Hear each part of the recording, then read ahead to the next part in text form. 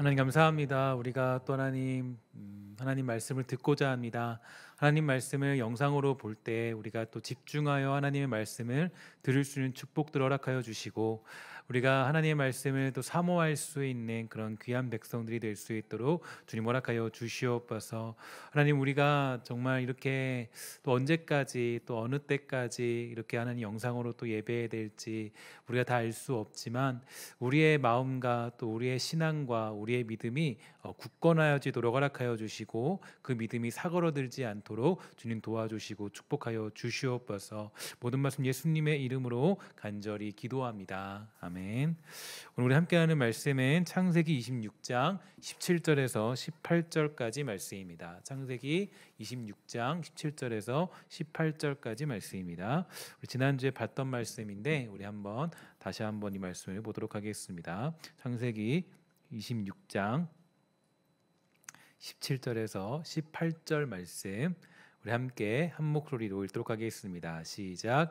이삭이 그곳을 떠나 그랄 골짜기에 장막을 치고 거기 거류하며 그 아버지 아브라함 때 팠던 우물들을 다시 팠으니, 이는 아브라함이 죽은 후에 블레셋 사람이 그 우물들을 메었음이라. 이삭이 그 우물들의 이름을 그의 아버지가 부르던 이름으로 불렀더라. 아멘. 잘못된 신학과 가르침은 곧바로 교회 속에 있는 사람들을 병들게 만듭니다.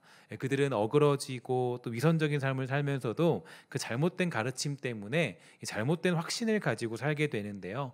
예를 들면 이제 어떤 이는 현재 의도적으로 계속적으로 죄를 짓고 있으면서 한 번 구원은 영원한 구원이다라고 그렇게 말하고 있습니다. 그래서 자신은 구원받았다고 주장을 하게 되는데요.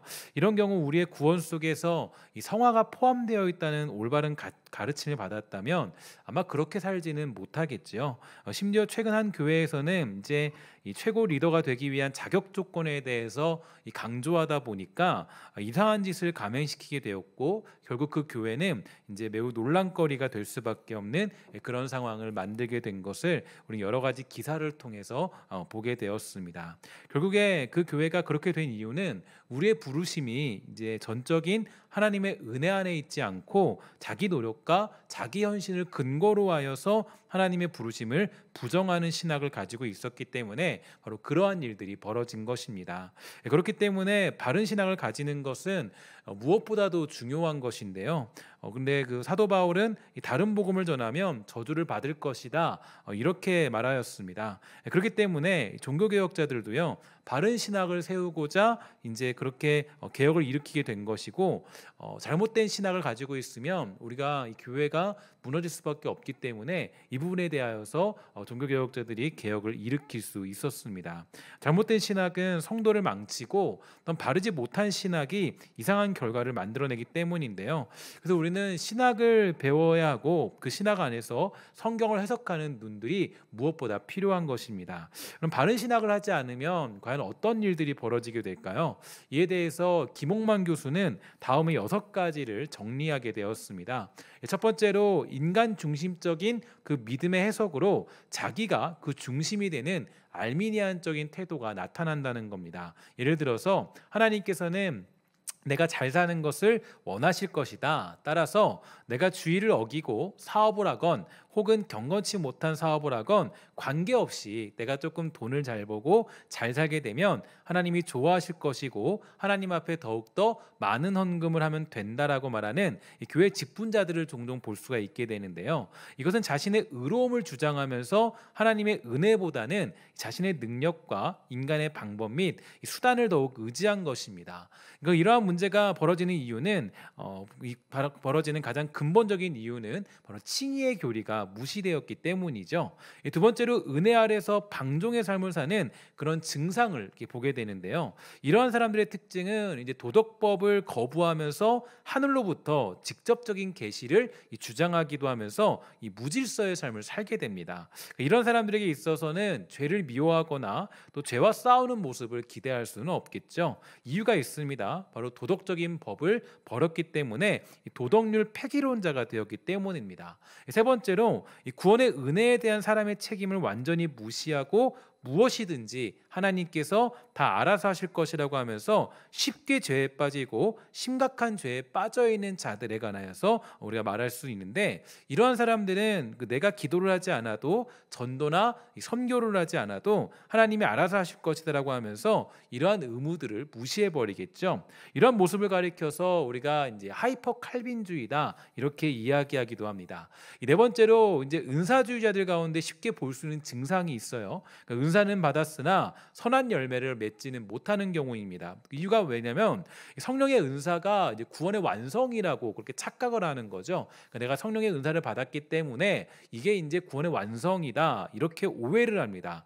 따라서 경건의 덕목을 찾아보기 매우 힘든데, 이런 모습은 특히 이제 알미니안 신학의 배경을 둔 오순절 운동의 운동주의 교회에서 더욱더 쉽게 볼 수 있습니다. 다섯째로 자유주의 신학에 오염된 사람들이에요. 그러니까 이런 사람들은 이제 교회 출석은 하고 외적인 신앙생활을 다 지키지만 외식적이고 명목적인 신자들처럼 살아가게 되는데, 이들은 교회 생활을 하면서도 영적으로 거듭남에는 관심이 없습니다. 그래서 단지 외적인 이 종교적인 행위에 자기의 믿음의 근거를 두게 되어서 도덕적으로 보이지만 이것은 마치 경건의 모습이 있을지라도 경건의 능력을 부인하는 것과 똑같습니다. 그러니까 이 경건을 도덕으로 대체하게 되고 거듭남 없는 삶의 개혁을 주장하면서 심지어 예수님의 신성을 부정함과 동시에 사회개혁을 인간적인 예수의 모습으로 이루려 하는 모습이 많이 있게 되죠.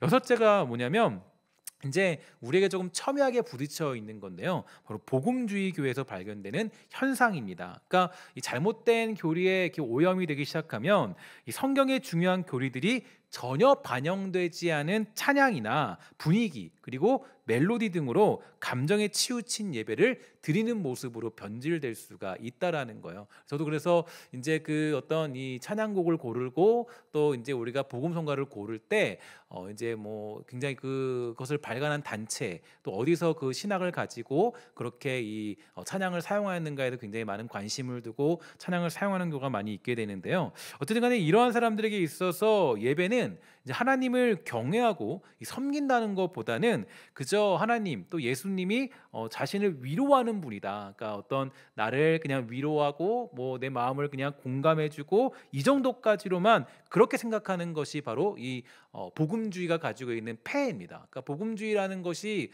우리가 뭐 복음이 있어서 굉장히 좋다라고 생각할 수 있겠지만, 이 복음주의라는 것은 굉장히 우리를 좀 때로는 이 잘못된 신학으로 우리를 인도할 때가 많이 있게 되죠. 그래서 그 예수님을 그냥 십자가를 대신 지는 분으로 인식할 때가 많이 있어요. 그러니까 내 죄를 그냥 그분이 지셨다 이렇게 모든 걸 다 떠넘겨 버리는 거죠. 그리고 말씀에는 별로 관심이 없고, 복음주의가 가장 큰 그 위기에 있는 것은 하나님의 말씀을 집중적으로 연구하지를 않는다는 거죠. 그 말씀을 깊이 받아들이지 않고 아주 그냥 대중적으로 그 말씀을 해석하고 그것을 그냥 받아들이는 경우가 많이 있게 됩니다. 그러니까 이렇게 교회가 무너지는 원인들을 좀 살펴보게 되었는데, 그 원인은 바로 이 바른 신학이 없기 때문이에요. 바른 신학이 무너지면 왜 무섭냐? 신학이 무너지게 되면은 그때부터 이제 교회가 바르게 성장할 수가 없기 때문입니다. 이것은 마치 이제 바이러스가 우리 몸에 침투하여서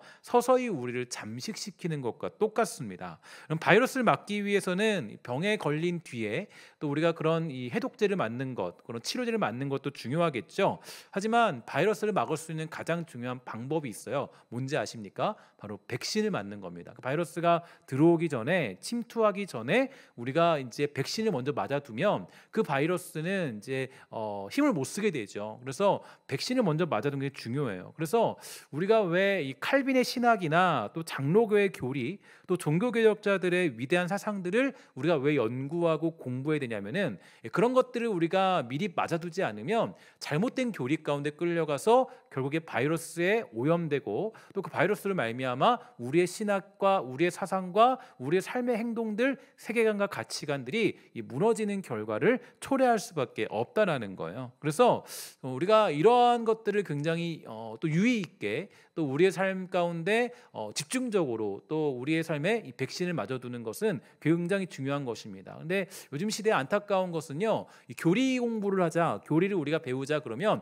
굉장히 고리타분하다고 생각해요. 그래서 뭐 위대한 뭐 좀 종교개혁자들 칼빈의 이야기를 꺼내면 또 칼빈 얘기하냐라고 얘기할 수 있지만, 사실은 그들이 뛰어난 것이 아니라 그것이 마치 우리의 그런 신학 사상들을 잘 지켜주는 백신과 같은 역할을 하기 때문에 우리는 그런 공부들을 철저히 할 수 있는 한 해야 됩니다. 그래서 제가 예전에 그 이제 성도님들을 가르치면서 특히 큐티 때였나요? 큐티 묵상을 가르치면서 늘 했던 얘기가 있어요. 그러니까 큐티라는 것은 우리가 굉장히 중요한 일이고 또 그것을 우리가 묵상하는 법들을 배우는 건 기본적인 것이죠. 근데 하나님 말씀을 또한 제대로 묵상하기 위해서는 우리의 신학 사상이 제대로 박혀 있어야 돼요. 그러니까 그것을 공부하지 않고서는 사실은 성경을 해석하는 게 굉장히 어렵습니다. 그래서 우리가 일반 성도들도요, 하나님의 말씀들을 공부하기 위해서 그 말씀을 제대로 깨우치기 위해서는 신학을 공부하는 게 좋습니다. 그러니까 신학을 공부해서 신학교를 가야 된다 이게 아니라 그 종교적 교역자들의 그런 해석적인 방법들 또 그런 신학 사상들을 우리의 세계관에 우리가 함께 주입시켜서 그걸 미리 맞아두는 것이 굉장히 중요하다는 겁니다. 제가 이제 처음부터 이 조금 어려운 이야기, 조금 이 잘못된 교리로부터 이제 오늘 말씀의 서두를 열게 된 이유는 바로 오늘 본문이 바로 그것을 말하고 있기 때문이에요. 그러니까 오늘 우리가 보는 본문에 의하면 이 블레셋 사람들은 아브라함이 죽은 후에 그 우물들을 메웠다라고 그렇게 오늘 본문이 표현하고 있습니다. 그러니까 이것은 이 블레셋 사람들이 우물을 막고 거기에 이 잡동사니들을 던져내어서 물을 원하는 자들이 우물 아래에 있는 수원에 이르지 못하도록 막아버렸다는 것을 분명하게 밝히는 내용이에요. 제가 지난번에도 한번 말씀드린 것 같은데 이 성경에서 보면은 이 한 문장 한 문장 쓰여 있는 이유가 그냥 쓰여져 있는 이유가 아닙니다. 뭐 어떤 행동이나 그 모든 것들이 전부 다 어떤 것들을 포함하고 있고 또 많은 의미들을 담고 있기 때문에 이게 역사적인 사실을 이제 쓰기 위한 기술한 것이 성경이 아니죠. 성경은 역사적인 내용을 담고 싶어서 역사 쓴 책이 아니라 이 성경이라는 건 하나님의 이야기, 또 하나님이 어떤 분이신가, 또 우리에게 주시고 있는 메시지가 무엇인가에 대해서 설명하고자 하는 것이 성경이기 때문에 여기에도 굉장히 중요한 의미가 담겨 있어요. 왜 과연 여기서 하나님은 이 블레셋 사람들이 우물을 막아버렸다라고 우리에게 표현해주고 있는 걸까요? 그 창세기에 이삭이 등장한 사건 속에서 이 이야기를 해주고 있는 이유가 있습니다. 바로 그것은 물 아래에 있는 수원에 이르지 못하도록 하는 존재가 누구였냐면 블레셋 사람들이었다는 거예요. 그들이 거기다 쓰레기를 던져놓고 아주 지저분한 것들을 던져놓고 모든 잡동사니들을 그 우물에다가 집어 던져 넣음으로써 우물이 우물처럼 보이지 않게 된 거고 그 우물의 물을 뜰 수가 없도록 만든 겁니다. 그래서 그것들이 의미하는 것이 무엇인가, 이 쓰레기 더미들은 어떤 것을 우리에게 상징해주고 있는가, 여기에 대해서 우리는 생각해 볼 필요가 있습니다. 제가 지난주에도 말씀드렸지만 제가 오늘 해석하는 이 내용은 제가 이제 대학교 때 아주 깊게 감명 깊게 은혜를 받았던 이 부흥이라는 책, 마틴 루이드 존스 목사님의 그 책에 근거하여서 이 말씀을 설명하고 있는데요. 이 마틴 루이드 존스 목사님께서 이 부분에 대해 설명하면서 이렇게 설명하셨습니다. 저는 이런 측면에서 다음과 같이 교회사를 요약해 볼 수 있다고 생각합니다. 어떤 진리들, 기독교 진리의 어떤 측면들을 덮어버리거나 무시해버리는 일은 오랜 역사상 교회가 침체에 빠질 때마다 어김없이 나타났던 주된 특징이었습니다. 교회사를 읽으면서 교회가 빈사 상태에 빠져 그 존재의 의미를 완전히 잃은 듯한 침체의 시기들을 보면 교회의 전체적인 입장에 빠져서는 안 될 기묘한 진리들이 부인되거나 가려지거나 무시당한다는 특징이 그 당시 교회의 삶에 가장 크게 나타났다는 사실, 거기에 전혀 예외가 없다는 사실을 알게 됩니다. 이렇게 로이드 존스 목사님은 우리에게 알려주셨어요. 그러니까 예를 들어서 이 종교개혁이 일어났던 중세시대의 교회를 보면요, 그때에는 중요한 구원의 진리들을 찾아볼 수가 없었습니다. 당시 로만 카톨릭은 이제 성경이 말하는 구원의 진리를 이제 아예 덮어버렸고 이 중요한 진리를 완전히 감추어 버렸죠. 그러나 그 진리가 드러나게 되자 종교개혁이 일어나게 되었습니다. 이런 일들은 거기서만 끝난 것이 아니라 18세기, 19세기 또 20세기에도 이제 그렇게 똑같이 부흥의 역사 가운데 나타났다는 것을 우리는 공통점으로 삼을 수 있게 되는데요. 언제나 이 부흥이라는 것이 일어났을 때 그 모든 역사의 시작은 중요한 교리가 감추어져 있고 또 그것이 막혀 있는 시대였지만, 그 모든 것들을 막고 있는 쓰레기더미나 잘못된 사상들, 잘못된 신학들, 잘못된 어떤 그런 세계관들, 그 모든 것들을 걷어치워 버리고 드러내자 이 감추어져 있던 수원지가 드러나서 생수의 강이 흘러 수많은 사람들을 부흥의 역사로 인도해 준 것입니다. 그러니까 우리가 이 부흥이라는 것을 꿈꿀 때 먼저 선행돼야 될 것이 있다라는 거죠. 결론적으로 말씀드릴 거지만, 선행돼야 될 것은 무엇이냐면 바로 우리를 막고 있는, 그러니까 우리의 사상과 올바른 신학들을 막고 있는 잘못된 세계관들을 걷어쳐버려야 되는 거예요. 그렇지 않으면 부흥이라는 것이 발현될 수 없다라는 거죠. 그래서 로이드 존스 목사님은 부흥이라는 책에서 이렇게 말했습니다. 교회가 그 잘못을 바로잡고 청산하며 올바른 교리로 복귀했을 때야 사람들 사이에서 부흥이 일어났다. 굉장히 중요한 메시지예요. 그러니까 우리가 이 부흥이라는 것을 말할 때 그냥 단순히 기도한다고 되는 것이 아닌 거죠. 그러니까 기도한다고 부흥을 일으키자, 이게 아니라 이 진정한 부흥이라는 것은 우리를 막고 있는 그 잘못된 신학들을 걷어치워버렸을 때, 그때 뭐가 있냐면 진짜 부흥이 일어난다는 거예요. 이처럼 이 본질적인 진리를 부인하거나 무시했는데도 부흥이 일어난 사례는 교회사에서 한 번도 등장하지 않은 거죠. 그래서 우리는 기독교 신앙의 재발견을 꿈꾸며 이루어야 됩니다. 새로운 신앙이 아니라 이 초대교회로부터 전수되어진 그 신앙으로 돌아가서 그 순수한 복음의 생수를 마시게 될 때, 그때 우리는 진정한 부흥의 역사를 경험할 수 있다라는 얘기예요. 사실 우리가 잘 알고 있는 종교개혁은요, 새로운 사상이 아닙니다. 갑자기 어디서 툭 하고 튀어나온 사상이 절대로 아닌 거죠. 여러분, 우리가 이제 그것을 다 설명할 수 없겠지만 언젠가 한번 그런 이야기들을 나눌 수 있을 때가 찾아올 텐데, 근데 그 종교개혁이 일어났을 때는 여러 가지 어떤 전통적인 맥락들이 있습니다. 그러니까 이 초대교회 신앙의 순수한 복음들을 지키고자 하는 무리들이 아주 소수로 남아 있었어요. 그 소수로 남아 있는 사람들이 이제 버티고 견디고 그것들을 이제 복음을 전수해 오면서 이제 우리가 잘 알고 있는 대표적인 사람, 마틴 루터라든지 칼빈이라든지 쯔빙글리, 이런 사람들이 이제 그러한 사상을 쫓아서 이제 다시 드러나게 된 겁니다. 그러니까 우리가 갑자기 튀어나온 얘기가 종교개혁이 아니에요. 새로운 생각을 주장한 것이 아니라 초대교회로부터 전수되어진, 즉 사도들로부터 우리에게 전해내려진 그 복음의 진수를 재발견하여서 이 넘치는 지성으로 잘 정리하여 외치고 드러낸 것이 바로 종교개혁의 시작인 거예요. 이것은 종교개혁뿐 아니라 이제 그 후에도 또 그 이후에도 여전히 계속되는 부흥의 방법이었습니다. 그래서 우리는 다른 복음, 이 잘못된 복음을 경계하고 우리의 잘못된 사상을 걷어내는데 모든 힘을 쏟아내야 돼요. 마치 이삭이 물이 없을 때 아버지 아브라함, 그 시대의 그 옛 선조의 그런 신앙을 다시 그 우물을 팠던 것처럼 우리가 바로 그 역할을 감당해야 돼요. 그러니까 그 우물 안에 있는 그 물을 파기 위해서, 아브라함 때의 우물을 우리가 그 생수의 강을 먹기 위해서는 그것을 감추고 있고 그것을 가려놨던 것들을 다시 걷어내야 된다는 거예요. 그러면 왜 이삭은 아버지의 그 팠던 우물을 쉽게 찾아낼 수 없었을까요? 쉽게 발견하지 못했을까요? 왜 다시 그것을 발견해야 됐을까요? 바로 블레셋 사람들이 그 우물을 막아버렸기 때문이에요. 우물은 정말 중요한 것입니다. 그 당시에 우물이라는 건요, 거의 이제 그 모든 생활의 근원이고 또 모든 생활의 시작점입니다. 우물을 굳이 막을 필요가 없겠죠. 근데 성경은 분명히 말하고 있습니다. 블레셋 사람들이 그 우물을 막아버렸다. 굳이 치울 필요 없는 것이지만 그들은 우물을 막아버렸어요. 그러니까 이것이 상징하는 것이 있는 거예요. 이는 복음을 알지 못하도록 막아버리는 우리의 잘못된 사상이나 세계관, 그리고 오염되어 버린 신학 등을 의미합니다. 하나님을 섬기는 그 놀라운 신앙들을 의미하고 있어요. 이러한 것들을 걷어버리는 작업을 해야만 감춰져 있던 우물의 물을 마실 수 있고 사용할 수 있다라는 거죠.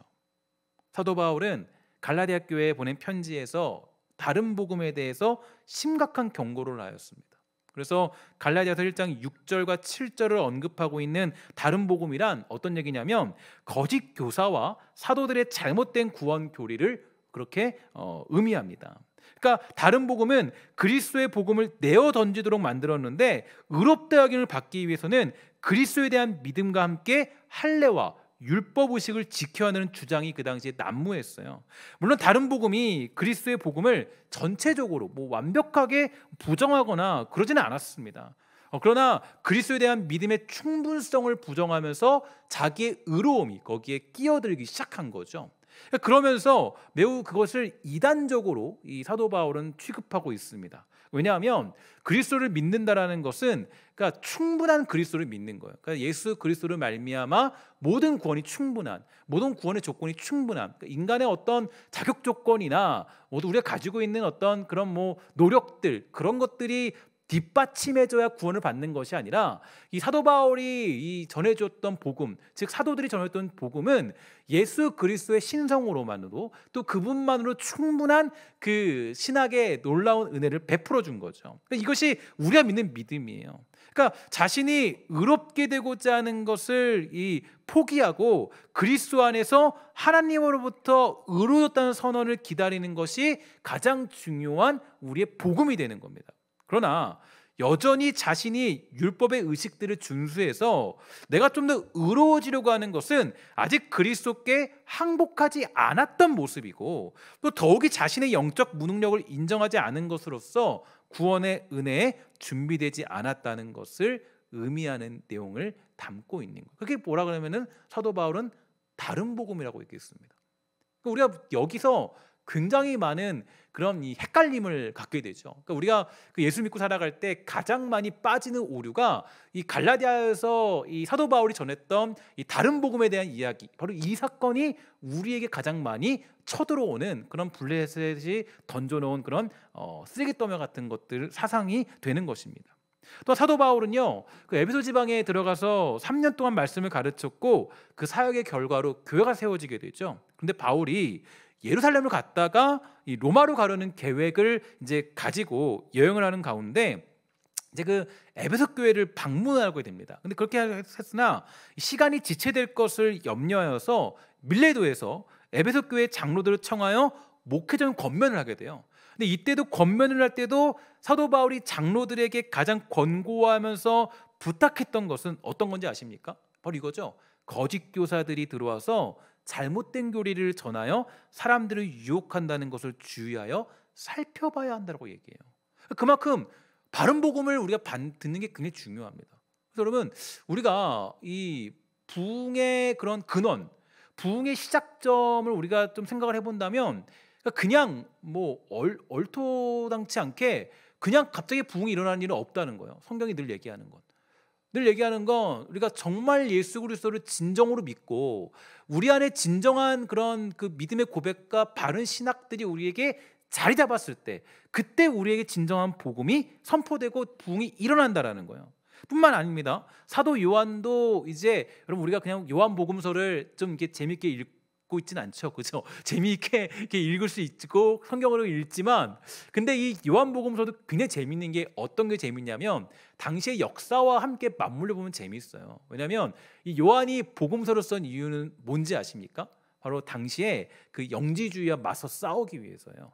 그러니까 요한복음이나 요한 1서, 2서, 3서 이런 것들을 보면은 이제 그 영지주의와 굉장히 그 사상들을 배격하기 위한 사상들을 담고 또 그 모든 단어와 문장들이 영지주의를 막아버리는, 이제 아예 그것들을 백신 처리해버리는 이제 그런 모습들을 보게 되는 겁니다. 그래서 그 오늘 본문식으로 조금 정리하면 사도 요한이 그 요한복음을 작성하는 것을 작성하는 것은 영지주의라는 쓰레기 더미를 치워버리기에 힘쓰기 위해서 요한복음을 작성한 거예요. 여러분, 중요한 얘기예요. 그러니까 그가 그냥 우리 여러분 이 성경을 읽을 때 그냥 이것을 읽으면 재미가 없어요. 별로 지루해지잖아요. 성경을 읽을 때 재밌는 게 있습니다. 왜 요한이 하필이면 이 당시에 이때 이 글을 썼는가, 이거를 생각해보면 재밌어요. 그러니까 하나님이 뭐 때문에 요한이 그 시대와 그 시점 속에서 이 말을 썼고 이게 지금 현재 우리에게 적용되는 메시지가 뭔가를 보면 더 재밌습니다. 이게 요한복음은 그렇게 써있어요. 그래서 그는 얘기하죠. 하나님의 영은 이것으로 알지니 곧 예수 그리스도께서 육체로 오신 것을 시인하는 영마다 하나님께 속한 것이다, 이렇게 강조해요. 그러니까 이러면서 영적인 해석들, 잘못된 사상들에 대해서 맞서 싸우며 그 쓰레기와 같은 사상들을 걷어치우는 데 힘을 쓴 겁니다. 좀 예를 들어 볼게요. 요한일서 4장 6절인데요. 우리 영상을 보는 분들 함께 한번 읽어보도록 하겠습니다. 요한일서 4장 6절입니다. 시작. 우리는 하나님께 속하였으니 하나님을 아는 자는 우리의 말을 듣고 하나님께 속하지 아니한 자는 우리의 말을 듣지 아니하나니 진리의 영과 미혹의 영을 이로써 아느니라. 아멘. 이렇게 되어 있습니다. 그러니까 여기서 보면은 우리의 말 이렇게 되어 있죠. 그러니까 우리의 말이라는 것은 이 사도들의 가르침 혹은 교리를 말하고 있어요. 그러니까 사도들의 가르침을 가지고 거짓 이단과 오류를 분별하여 퇴치할 것을 말하고 있는 거예요. 그러니까 이 사도 요한이 글을 쓸 때 그냥 은혜 받으세요 이게 아니라 거기에 뭐가 염두에 두었냐면은 영지주의에 빠져 있는 너희들, 그러니까 너희들이 그 사상을 배격하여서 사도들이 전해준 그 복음의 메시지를 다시 듣고 그것이 너희들에게 진정한 부흥을 일으킬 수 있다라는 확신 가운데 요한복음을 작성하게 된 겁니다. 그래서 이 사도들의 가르침과 교리는 참된 교회의 중요한 표식이 되죠.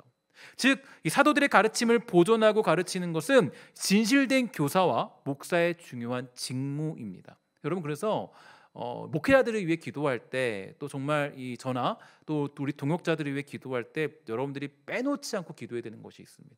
정말 우리가 이 강대상에 올라와서 헛소리하지 않도록 기도해 주셔야 돼요. 정말 올라와서 자기 간증이나 하고 예화나 그냥 계속 들고 그걸로 끝나버리면 안 된다라는 거예요. 그 예화를 들 때도 어떤 자기 간증을 할 때 거기 뭐가 담겨 있으냐면은 신학이 담겨 있어요. 바른 신학. 어떤 거에 근거한 사도들이 가르쳐준 복음에 대한 그런 이 신학 사상이 담겨 있어야 돼요. 그렇지 않으면 여러분들이 흔들리기 때문입니다. 여러분들이. 그래서 여러분들이 목회자들을 위해 반드시 기도해야 되는 것은 거기에 있습니다. 하나님, 우리 교회 이대희 담임 목사가 또 이유한 강도사님이 윤득주 전도사님이 김성근 전도사님이 건강하도록 해주세요. 물론 감사하죠. 그러나 여러분들이 더 힘을 써야 될 것은 하나님 정말 바른 신학을 전하게 해주세요. 사도들이 전했던 복음을 잘 전하게 해주세요. 이게 우리가 기도해야 될 가장 중요한 축복이 되는 거예요. 그래서 제가 새벽에도 말씀드렸지만 그런 얘기 하잖아요. 양이 그죠 꼴을 먹지 않으면 그죠 들이받는 염소가 된다고. 이게 뭐예요? 그러니까 목회자들이 잘못한 거죠. 사실은 목회자들이 하나님 말씀을 제대로 먹여야 되고 그 말씀 중심으로 교회를 키워나가야 되는데 교회가 아주 잘못된 사상과 또 이념들에 물들어 있으니까 이 많은 성도들이 양이 아니라 염소처럼 들이받으며 살게 되는 겁니다. 그럼 말씀으로 키워주는 게 중요해요. 굉장히. 그러니까 하나님 말씀을 바르게 전해주고 알려주는 역할, 그렇게 커야지 비정상적으로 크게 되면요 거기서 아주 문제가 생길 수밖에 없는 겁니다.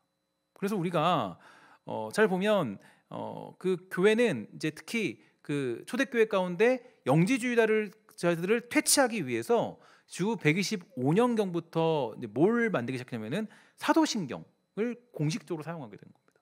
사도신경은 여러분 우리가 마치 그거가 똑같아요. 그러니까 백신과 똑같습니다. 사도신경을 잘 공부하고 그것을 가지고 우리가 잘 이제 연구하고 그것을 내가 고백할 때마다 이것을 잘 인지해 두면 어떤 바이러스가 침투해도 그러니까 어떤 그런 잘못된 사상들이 침투해도 그걸 걸러낼 수 있죠. 그러니까 사도신경은 뭐예요? 사도신경 이게 뭡니까? 사도, 즉 사도들이 전해준 복음의 근거에서 만든 그런 고백서라는 거예요. 그러니까 이것을 가지고 우리가 모든 것들을 구분할 수 있게 되는 겁니다.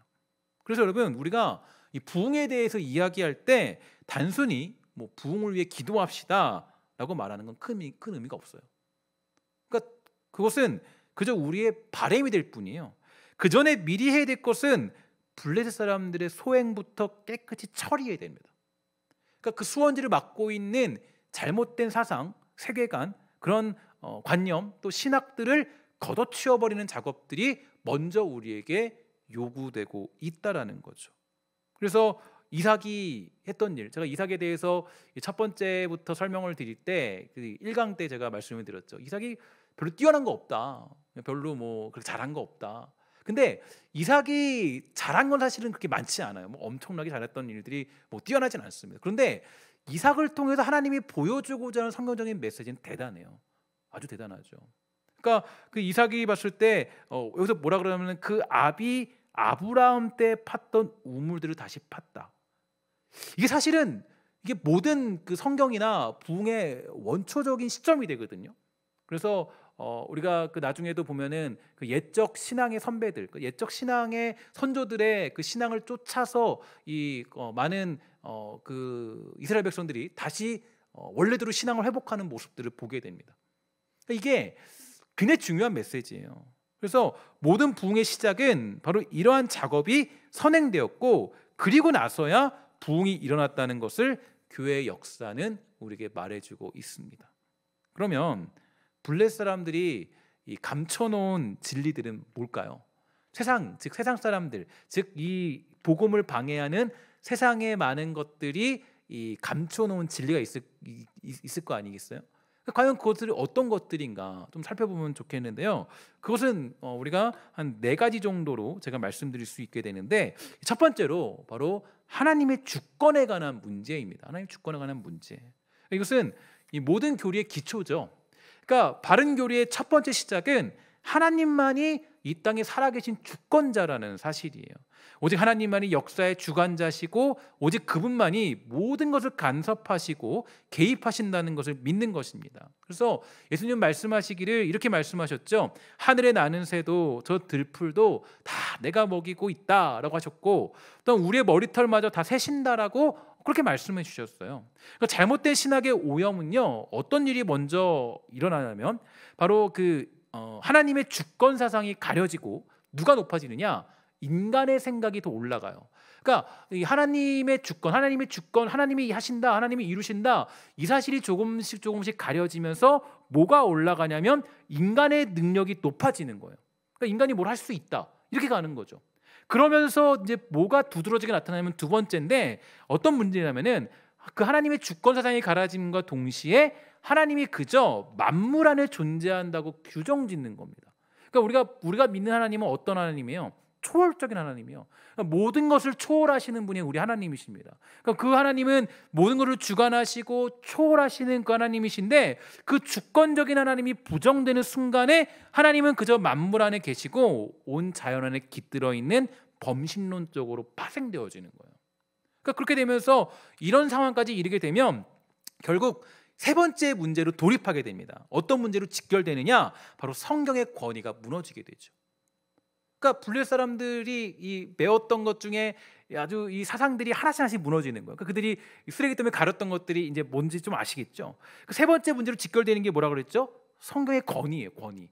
그러니까 성경의 권위가 무너지는데, 그들이 변함없이 하는 짓들은 하나님의 계시를 부인하는 겁니다. 그러니까 그분의 주권을 무시하고 하나님을 범신론적으로 보는 사람들은 당연히 성경의 무엇성과 그분의 유일한 계시를 전혀 믿지 않게 되어 있어요. 이러한 상황과 상태에서는 절대로 진정한 부흥이 일어날 수 없다라는 거예요. 참된 부흥은 언제나 하나님의 말씀으로부터 시작되었습니다. 여러분 잘 알고 있는 한 왕이 있죠. 누굽니까? 요시야 왕. 개혁을 이루었잖아요. 그러니까 유일하게 그 왕이 선한 왕이라고 꼽히게 됩니다. 그러니까 왕들 중에서 뭐 다 조금 이렇게 뭐 하나님 잘 믿는 척했지만 사실은 다 무너져 버렸거든요. 근데 요시야 왕은 좀 달랐어요. 요시야 왕은 그래도 선한 왕으로 꼽혔습니다. 근데 그 선한 왕이 시작되는 이유가 있었어요. 왠지 아십니까? 바로 시작점이 있죠. 하나님의 잃어버렸던 뭘 찾았습니까? 율법서를 찾게 돼요. 율법서를. 거기부터 시작한 거예요. 그러니까 모든 사람들이 다 잊어버렸고 다 막아버렸던 그 율법서를 그 요시야가 찾아낸 거예요. 소위 말해서. 그러니까 그 성경을 찾아냈는데, 그거를 통해서 뭐였냐면은 부흥이 일어난 거예요. 소위 말해서 개혁이 일어나게 된 거예요.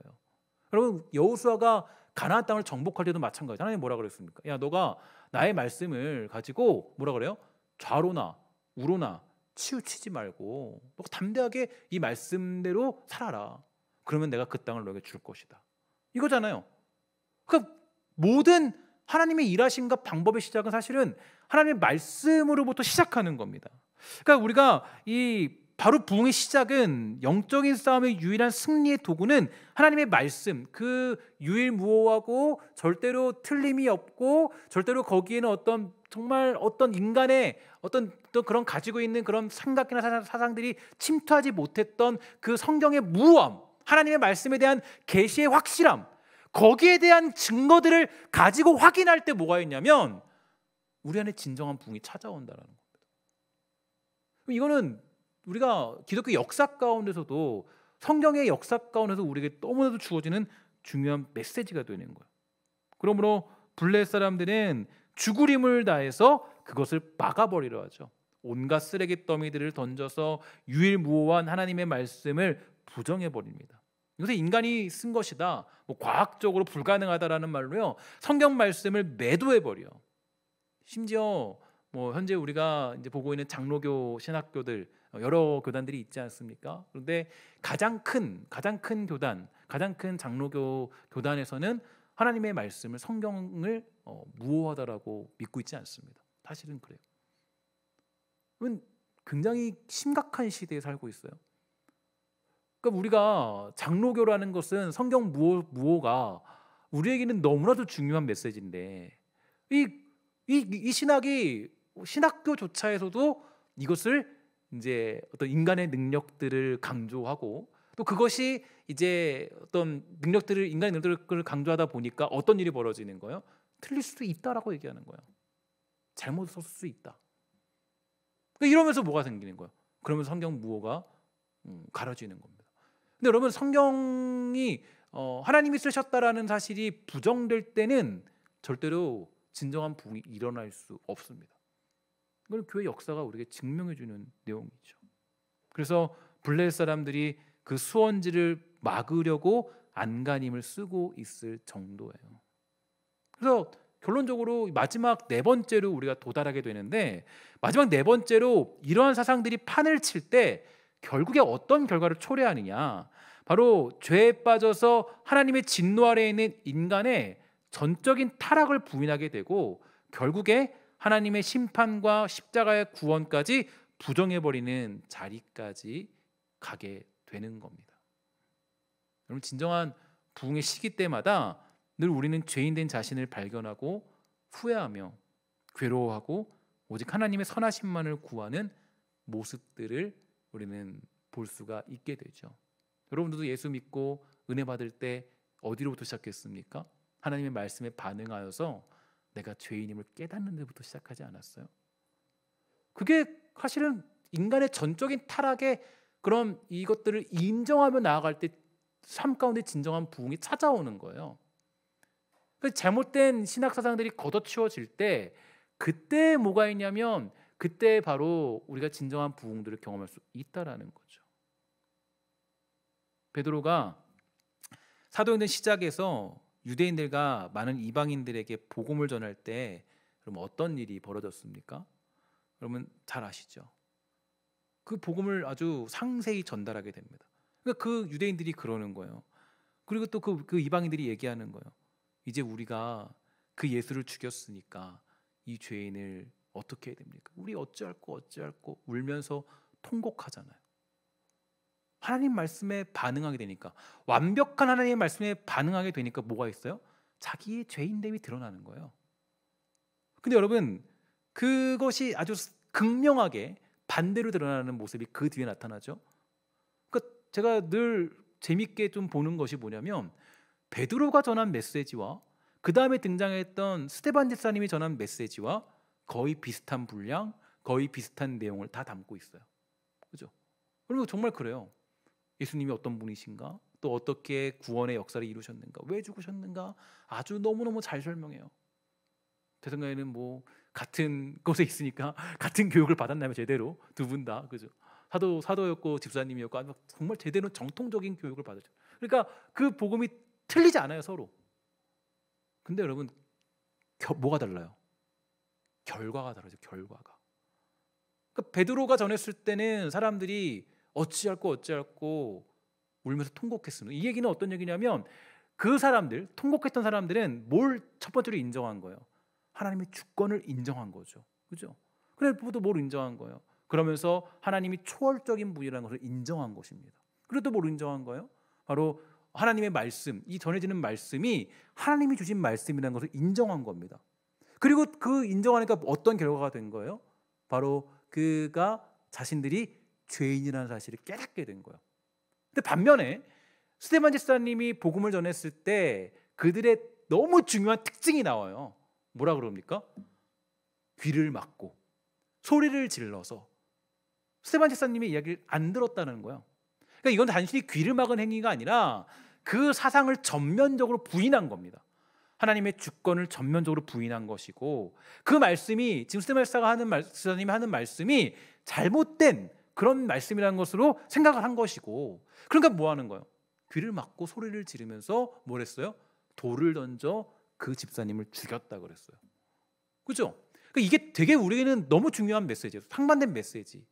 그러니까 이게 여러분, 제가 오늘 조금 수혜배 설교가 조금 긴데 여러분 영상을 여기까지 보시는 분들 대단하신 분들입니다. 근데 제가 이것을 정말 이렇게 설명할 수밖에 없는 이유는 너무 중요하기 때문이에요.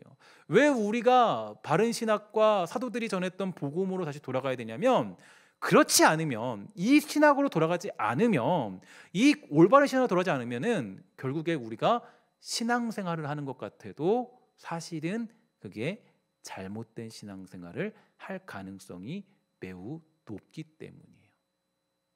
그래서 우리는 언제나 하나님 말씀으로 자신을 점검해야 되고, 그 주어진 또 검증되어진 그 신학으로 자기 자신을 검증할 필요가 늘 있는 겁니다.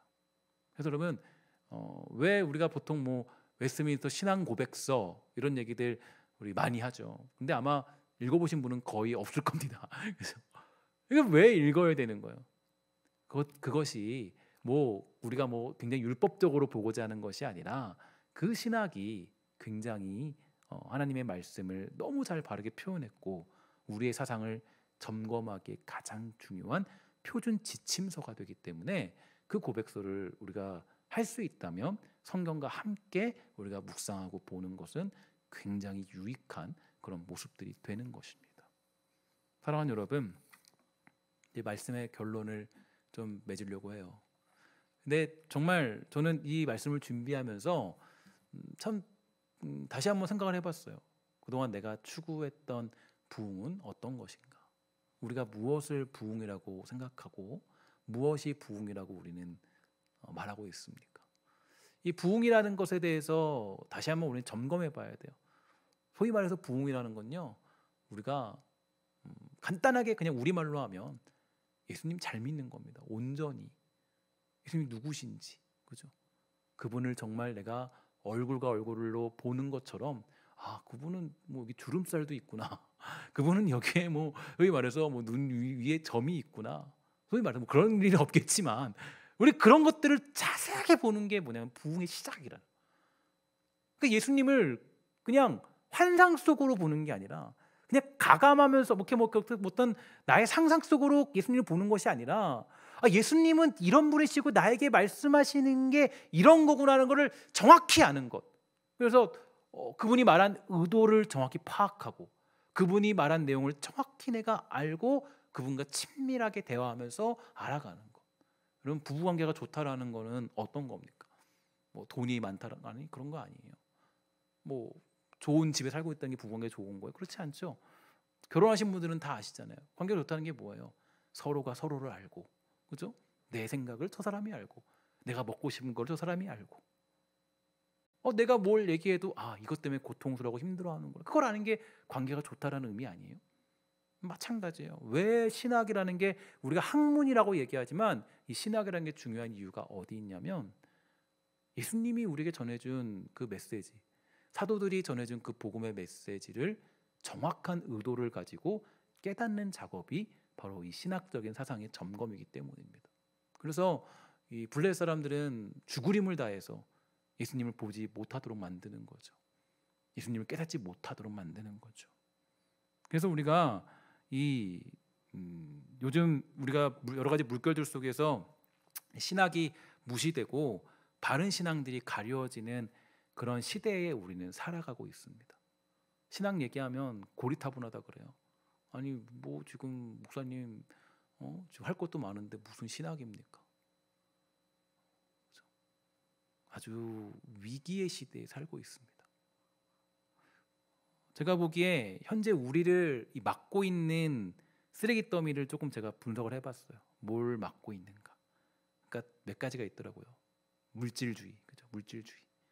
그리고 공로주의. 교회에서 공로로 우리의 구원을 완성시키기 원하잖아요. 야, 내가 뭔데? 내가 직분이 뭔데? 내가 뭐 어떤 뭐 일을 하고 있는데. 그죠? 그리고 이 복음주의를 거쳐 나타나고 있는 신사도 운동, 즉 환상적인 것들을 쫓아다니는 그 운동들. 이런 것들을 모두 걷어치워야 우리는 누굴 만날 수 있습니까? 주권자이신 하나님을 온전히 믿게 되고 모든 것을 초월하신 하나님을 만나게 되고 성경이 말하는 그분으로 인하여서 진정한 평안과 안식을 누리며 구원받을 가능성이 없는 우리를 위하여 죽으신 예수 그리스도의 십자가가 우리의 영혼에 박히게 되는 거예요. 그게 내 마음에 아주 새겨지게 되는 거예요. 지울 수 없는 정말 돌판에 새긴 것처럼. 그래야 예수 십자가가 우리의 인격을 변화시키고 우리의 삶의 열매들을 맺게 만드는 놀라운 일들을 감당하게 되는 거예요. 그래서 우리는 하나님 알기에 힘써야 됩니다. 여호와를 알기에 더욱 힘쓰는 바로 그곳이 부흥의 시작점이고 부흥의 그런 놀라운 은혜를 만드는 유일한 방법이 되는 것입니다.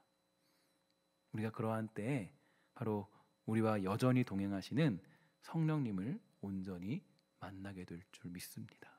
그리하여서 저는 이 말씀을 준비하고 또 결론 지으면서 우리 신성교회가 정말 바르고 올바른 그 부흥의 축복들을 경험하는 그런 은혜가 있으면 좋겠습니다. 그냥 사람들이 그냥 뭐 많이 모인다고 좋은 교회는 아니에요. 예수님이 그 십자가 지실 때 얼마나 많은 군중들이 있었습니까? 그들도 예수님이 누군지 알았어요. 예수님이 무슨 일을 했는지 너무 잘 알고 있었습니다. 예수님이 어떤 분인지 나름대로는 다 파악하고 있었어요. 근데 여러분 잘 보세요. 그때 그 무리들이 예수님을 못 박아 죽였습니다. 여러분들과 제가 꿈꾸는 부흥은 어떤 것입니까? 우리가 꿈꾸고 우리가 생각하는 부흥은 무엇입니까? 수많은 무리들이 모여서 이루는 대형교회? 아니죠.